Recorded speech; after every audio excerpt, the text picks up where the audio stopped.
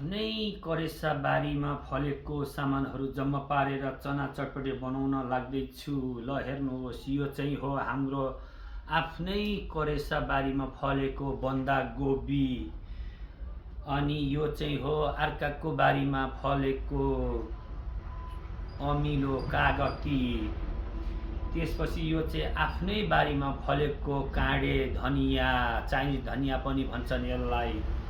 त्यसपछि यो पनि अर्काकै बारीमा फलेको गोलभेडा, 100 रुपियाँ किलोले किनेर ल्याएको।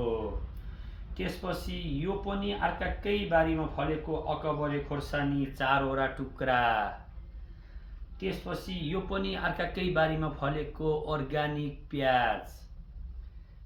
त्यसपछि यो चौधरी ग्रुपले बनाएको नेपालकै अर्ग्यानिक वाइवाई चाउचाउ। त्यसपछि यहाँ छ ड्रममा भुजा। अब हामी बनाउन जाँदैछौँ चना चटपटे यो बाटीमा।